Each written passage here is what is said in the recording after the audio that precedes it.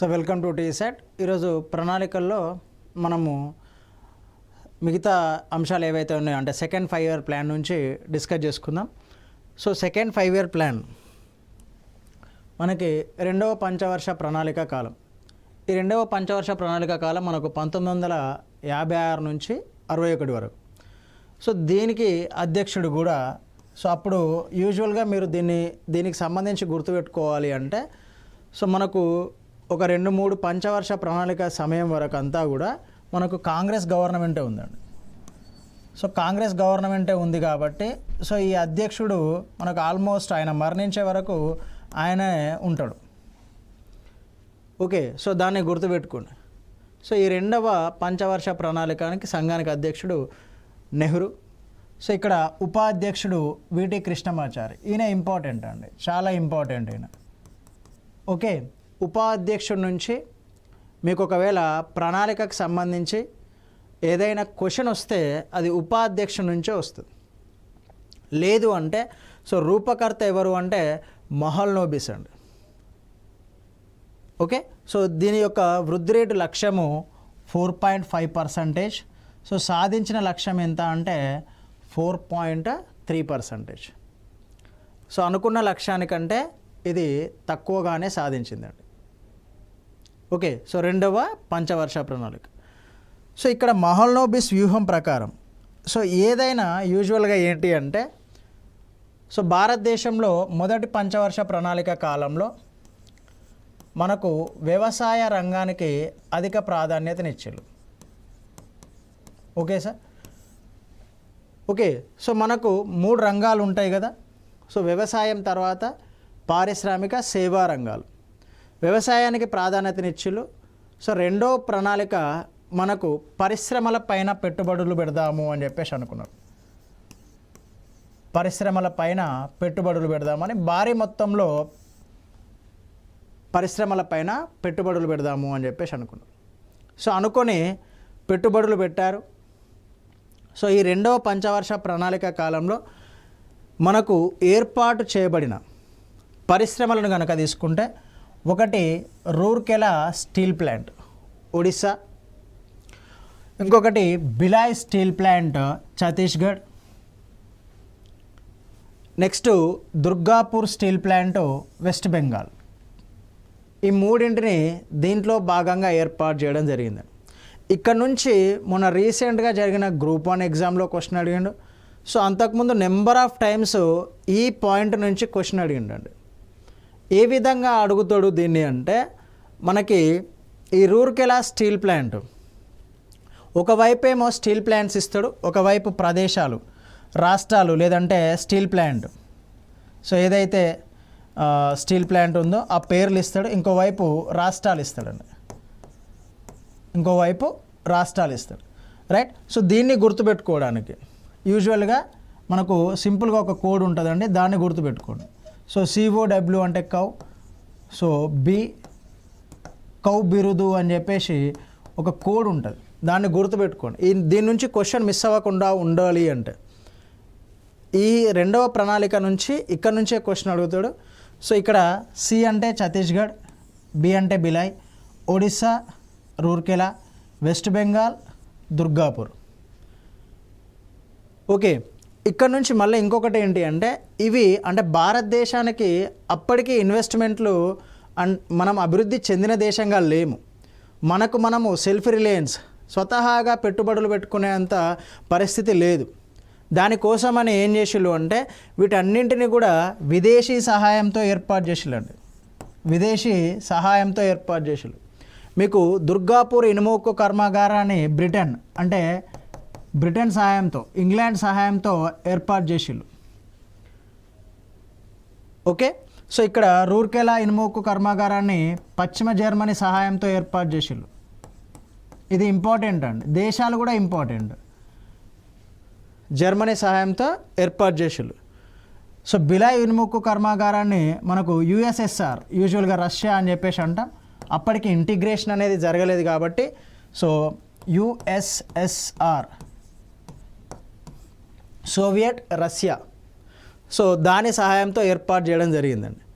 ఇక్కడ నుంచి క్వశ్చన్ అడుగుతాడు, ఏ దేశ సహాయంతో ఏర్పాటు చేసిళ్ళు, ఏ రాష్ట్రంలో ఏర్పాటు చేసిళ్ళు అని. ఈ 3 ప్రణాళికలపైనే మనము 2వ పంచవర్ష ప్రణాళికలో ఎక్కువగా పెట్టుబడులు అనేవి పెట్టాలి అని చెప్పేసి ఆలోచించాలి. అందుకే ఈ ప్రణాళికను ఏమంటాము అంటే భారీ పరిశ్రమల ప్రణాళిక అని చెప్పేసి అంటాం.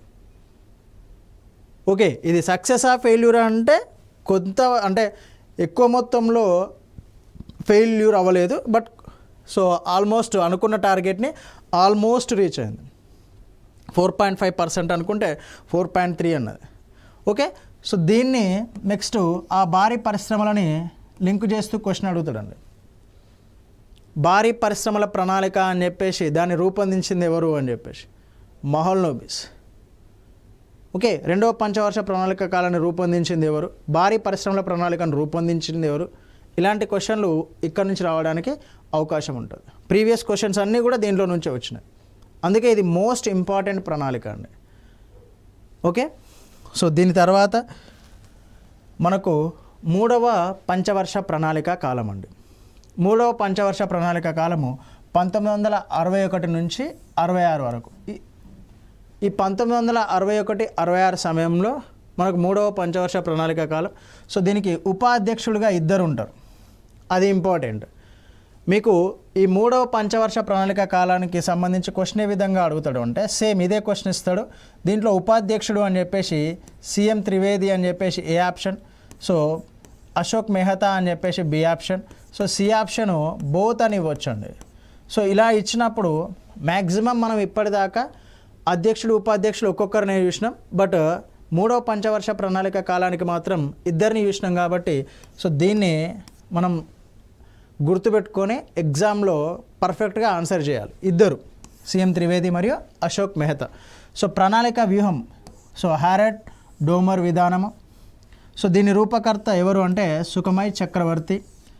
ఓకే, ఆశించిన వృద్ధి 5.6%, 5.6%. సాధించిన వృద్ధి 2.8%, అంటే 50% కూడా సాధించలేదు, సగానికి కూడా సాధించలేదండి, సగానికి కూడా సాధించలేదు. సో దానికి గల ప్రధాన కారణం ఏంటి అంటే మనం ఆ సమయంలో చైనాతో యుద్ధం చేస్తాం, సో దాంతోపాటు పాకిస్తాన్తో యుద్ధం చేస్తాం. సో చైనాతో యుద్ధం చేస్తాం, నెక్స్ట్ పాకిస్తాన్తో కూడా యుద్ధం చేస్తాం. దీంతో పాటు మనకు డ్రాట్స్ వస్తాయండి, ఇక్కడ కరువు కాటకాలు కూడా వస్తాయి. దీని ఫలితంగా ఏమవుతుంది అంటే సో అప్పుడే మనము ఫస్ట్ వ్యవసాయ రంగానికి ఇచ్చినాం, సో దాని తర్వాత పరిశ్రమలకు ఇచ్చినాం. సో దాని తర్వాత మనం ఇక్కడికి వచ్చేసరికి ఏమవుతుంది అంటే ఈ కరువు కాటకాలు మనం అనుకున్న లక్ష్యాన్ని చేరుకోలేం. సో దానికి కారణాలు ఏంటి? ఈ కరువు కాటకాలు, పాకిస్తాన్తో యుద్ధం, చైనాతో యుద్ధం. సో దీనివల్ల మనం అనుకున్న లక్ష్యాలని చేరుకోలేం. సో ఫలితంగా ఈ కరువు కాటకాలు సంభవించడం మూలంగానే మనకు భారతదేశంలో ఈ ఫుడ్ క్రైసిస్ అనేది వస్తుంది. ఫుడ్ ప్రొడక్షన్ అనేది కంప్లీట్గా తగ్గిపోతుంది. ఫుడ్ ప్రొడక్షన్ అంటే పూర్తిగా కాదు, ఫుడ్ ప్రొడక్షన్ తగ్గిపోతుంది.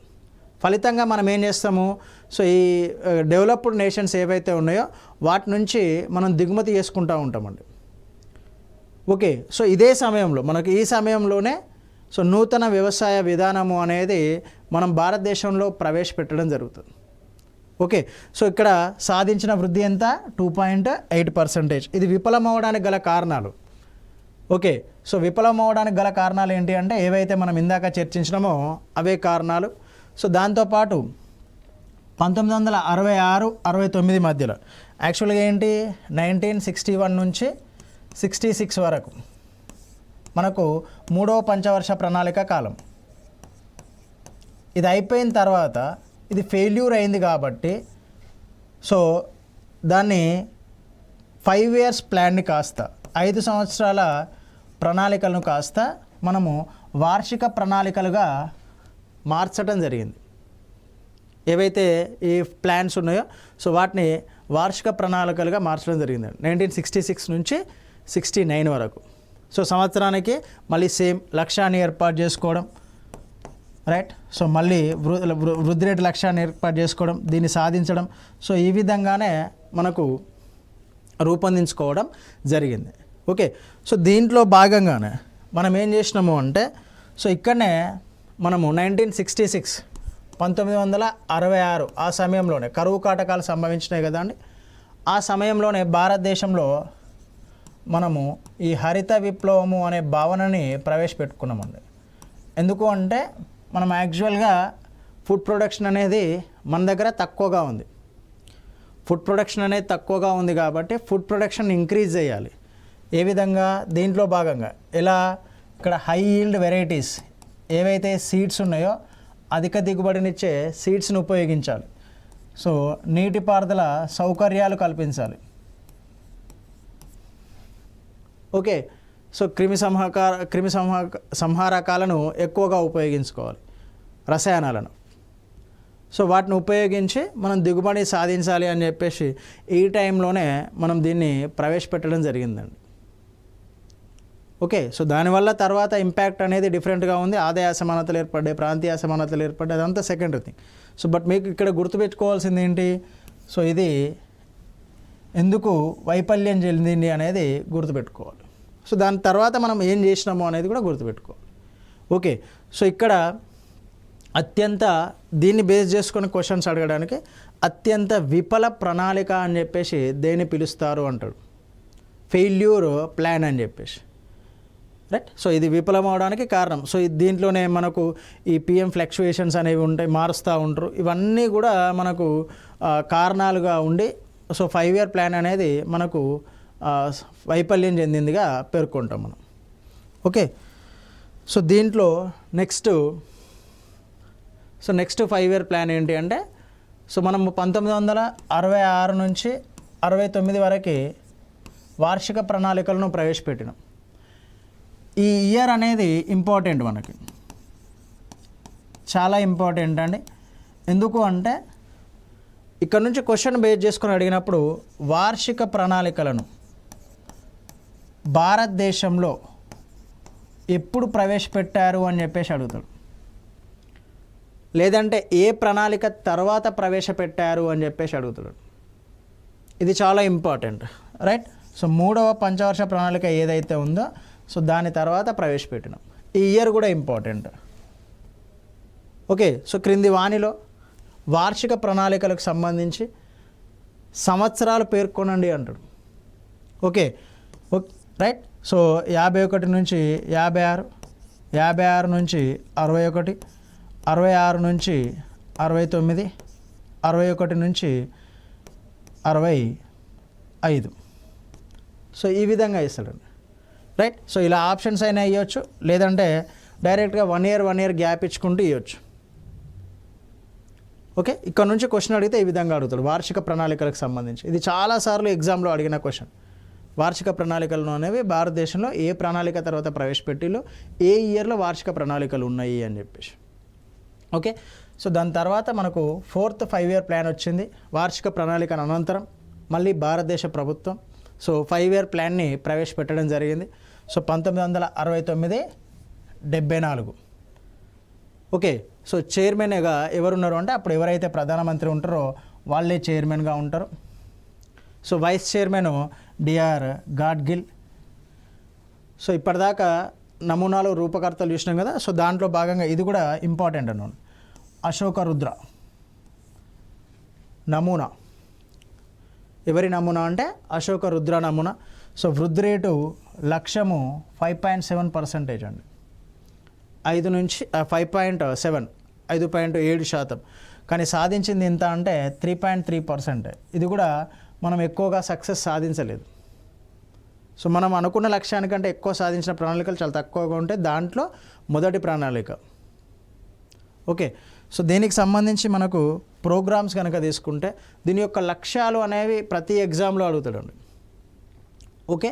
సో దీంట్లో భాగంగా ఏంటి అంటే ఫస్ట్ ఇది చూడండి, పేదరిక నిర్మూలన.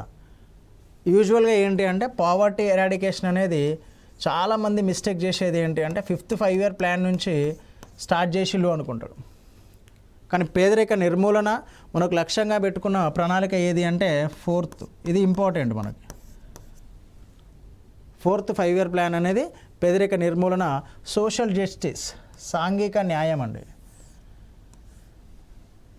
సాంఘిక న్యాయం, ఇవి రెండు ఇంపార్టెంట్. పేదరిక నిర్మూలన, సాంఘిక న్యాయమే లక్ష్యాలు గల పంచవర్ష ప్రణాళిక ఏది అని చెప్పేసి అంటాడు. సో ఎప్పుడైతే మనము 3వ పంచవర్ష ప్రణాళిక కాలాని వరకు సో అభివృద్ధి అనేది ఫ్లక్చువేట్ అవుతూ ఉంటుంది, పైకి కిందికి అవుతూ ఉంటుందండి. అంటే అప్స్ అండ్ డౌన్స్ అనేది ఉంటుంది అభివృద్ధిలో, మనకు ఈ విధంగా ఉంటుంది. ఓకే, సో ఈ అభివృద్ధిని ఏం చేస్తారు అంటే స్థిరమైన అభివృద్ధి, ఒకేలాగా కిందికి రావద్దు మళ్ళీ, సో ఇలాగే ఉండేలాగా. ఓకే, సో అభివృద్ధి అనేది ఇది అభివృద్ధిలాగా గ్రాఫ్ లాగా తీసుకుంటే పెరుగుతూనే ఉండాలి, స్థిరత్వంతో కూడిన అభివృద్ధి. ఓకే, సపోజ్ ఒక సంవత్సరం 4.5% ఉంటే సో నెక్స్ట్ 4.6 అనుకోండి, next 4.7, so next 4.9, so next 5%. So ఇలా స్థిరత్వం కూడిన అభివృద్ధి ఉండాలి, అది కూడా దీని యొక్క లక్షణం. ఇక్కడ చూడండి, ఇంకొకటి స్వాలంబన, సెల్ఫ్ రిలయన్స్. ఓకే, మనము అప్పటి వరకు దేనిపైన ఆధారపడి ఉంటాం, ఇంపోర్ట్స్ పైన, దిగుమతుల పైన ఎక్కువగా ఆధారపడి ఉంటాం భారతదేశం అనేది. సో దిగుమతుల పైన ఎక్కువగా ఆధారపడి ఉంటుంది కాబట్టి సో ఆ దిగుమతుల పైన ఆధారపడకుండా భారతదేశంలోనే ఉత్పత్తి చేసేటట్టుగా ఈ స్వాలంబన అనేదాన్ని ప్రారంభించడం జరిగింది. ఓకే, సో ఇక్కడ ఇంకొక ఇంపార్టెంట్ ఏంటి అంటే సో ఈ 14 బ్యాంక్ 1969లో అప్పటి వరకు బ్యాంకింగ్ రంగం అంతా కూడా మనకు జాతీయం చేయడం జరిగిందండి. 1969లో 14 బ్యాంకులను. సో ఇక్కడ నుంచి కూడా చాలాసార్లు బేసిక్ క్వశ్చన్ అడుగుతాడు, ఏంటి అంటే ఏ పంచవర్ష ప్రణాళిక కాలంలో బ్యాంకులు జాతీయకరణ జరిగింది అని. లేదు అంటే ఎవరి కాలంలో, ఏ ప్రధానమంత్రి కాలంలో మనకు బ్యాంకుల జాతీయకరణ జరిగింది అని చెప్పేసి అడుగుతాడు. ఈ రెండింటి నుంచి క్వశ్చన్స్ అడుగుతాడు. సో లక్ష్యంగా మనము పేదరిక నిర్మూలన పెట్టుకున్నాం కాబట్టి దానికి సంబంధించి నినాదం ఏంటి అంటే గరీబీ హటావో నినాదాన్ని ఇవ్వడం జరిగింది. సో ఎవరిచ్చిళ్ళు? సో ప్రధానమంత్రి ఇచ్చిళ్ళు. సో 4వ పంచవర్ష ప్రణాళికలో లక్ష్యంగా పెట్టుకున్నాము, దానికి ఒక నినాదం కూడా ఇవ్వడం జరిగింది.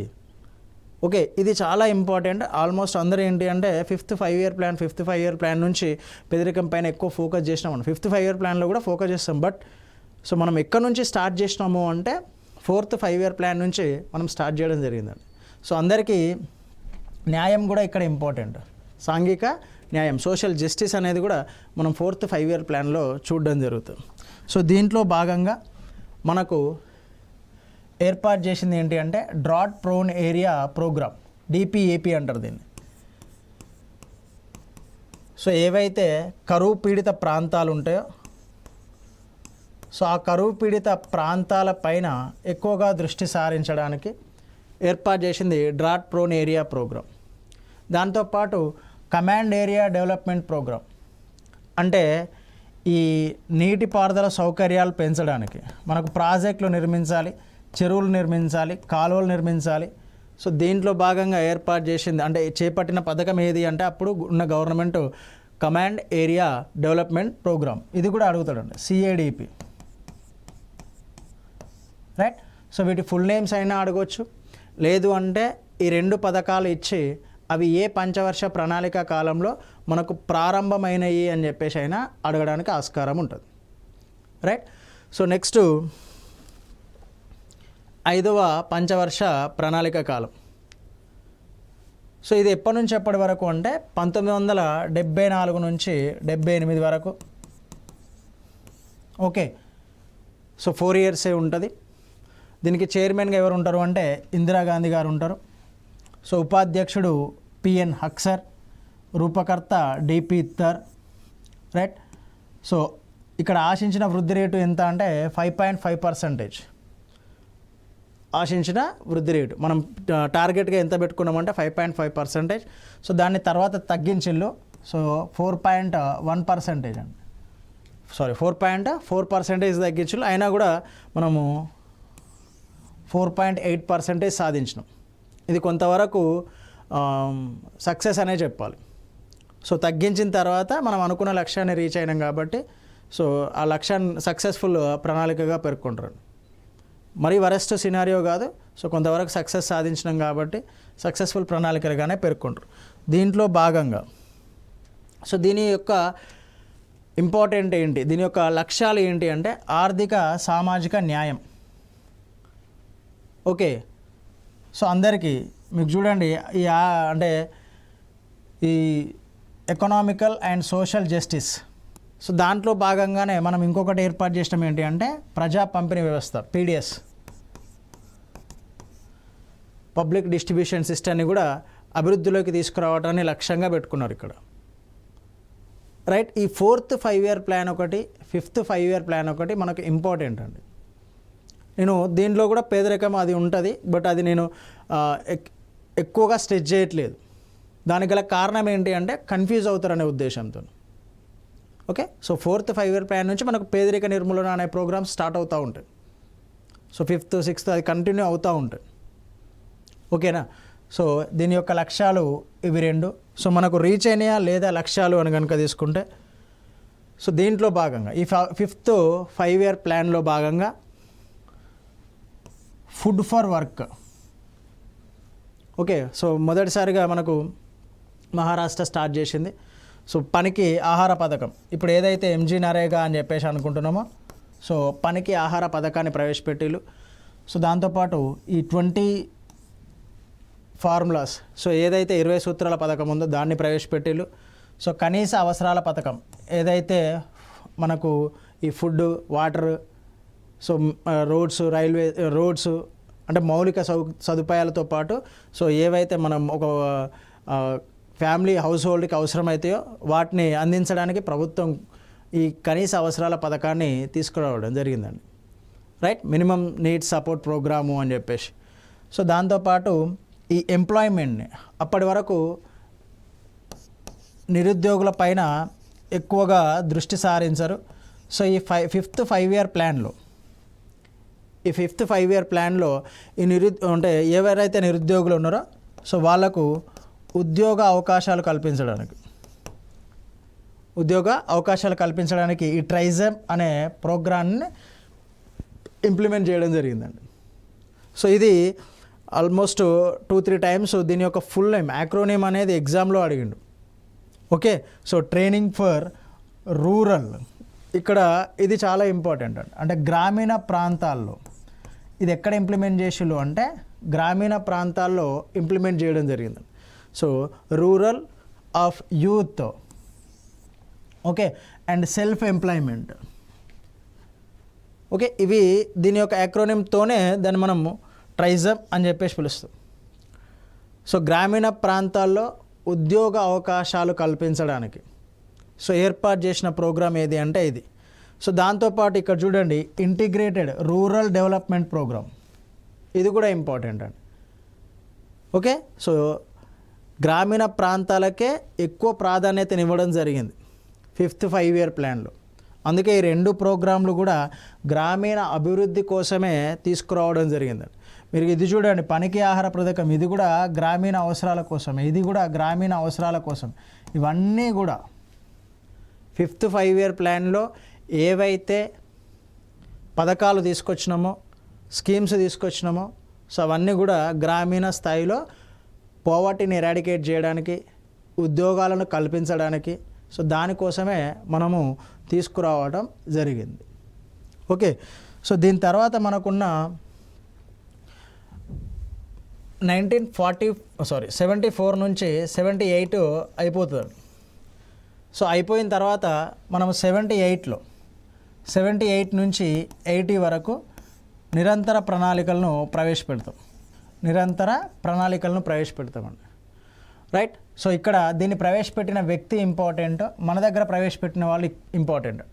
సో 1 సంవత్సరం ముందుగానే అయిపోతుంది. సో దాని తర్వాత మనము నిరంతర ప్రణాళికలను ప్రవేశపెడతాం.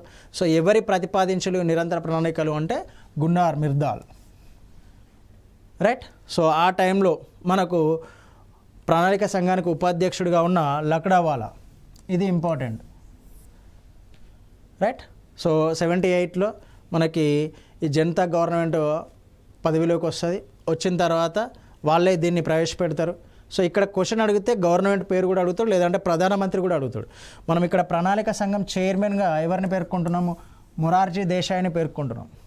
ఇక్కడ క్వశ్చన్ ఏంటాడు అంటే ఈ నిరంతర ప్రణాళికలు ప్రవేశపెట్టేటప్పుడు సో భారతదేశ ప్రణాళిక సంఘ చైర్మన్ ఎవరు అంటాడు, ప్రధాని ఎవరని అడగడు అక్కడ.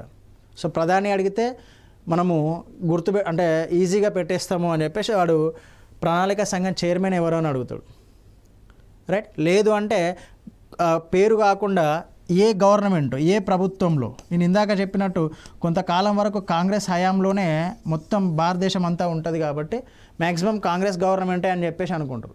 సో అలా బ్లైండ్గా వెళ్ళకుండా 78లో జనతా ప్రభుత్వం వస్తుంది. సో జనతా ప్రభుత్వమే మనకు ఈ నిరంతర ప్రణాళికలను భారతదేశంలో ప్రవేశపెడుతుంది.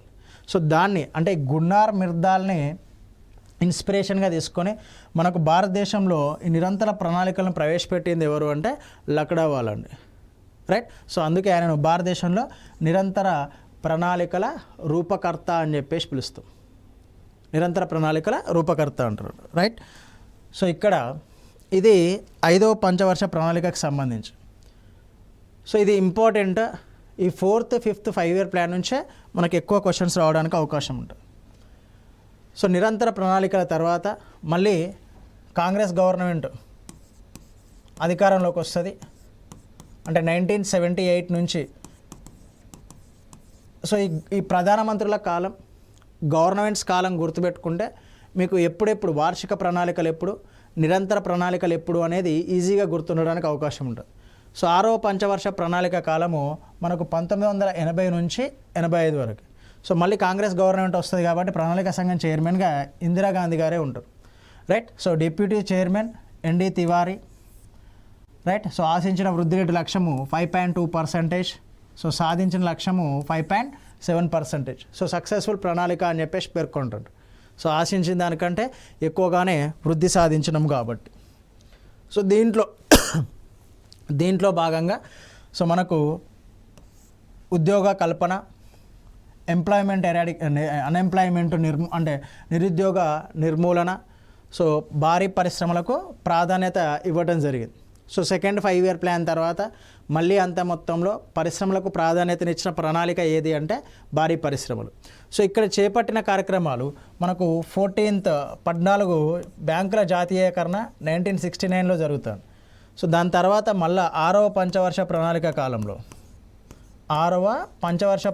కాలంలో సో మనకు మిగతా 6 బ్యాంకులు ఏవైతే ఉన్నాయో 6 బ్యాంకుల జాతీయకరణ జరుగుతుంది, ఓకే. సో దీన్ని కరెంట్ అఫైర్స్ బేస్ చేసుకొని కూడా అడుగుతాడు. సో ఇప్పుడున్న జాతీయ బ్యాంకుల సంఖ్య ఎంత అని కూడా అడగొచ్చు అండి, ఓకే. సో దాంట్లో భాగంగా ఉద్యోగ కల్పనలో భాగంగా, రైట్. సో ఈ డ్వాక్రా స్కీమ్ని ఇంట్రడ్యూస్ చేయడం జరిగిందండి, రైట్. సో దాంతోపాటు అప్పుడు ఈ అగ్రికల్చర్ డెవలప్మెంట్ కోసం శివరామన్ కమిటీ సిఫార్సుల మేరకు మనకు దీన్ని ఏ కమిటీ సిఫార్సుల మేరకు ఏర్పాటు చేస్తారు అంటే శివరామన్ కమిటీ సిఫార్సుల మేరకు national bank for agriculture and rural డెవలప్మెంట్ని ఏర్పాటు చేయడం జరుగుతుంది, ఓకే.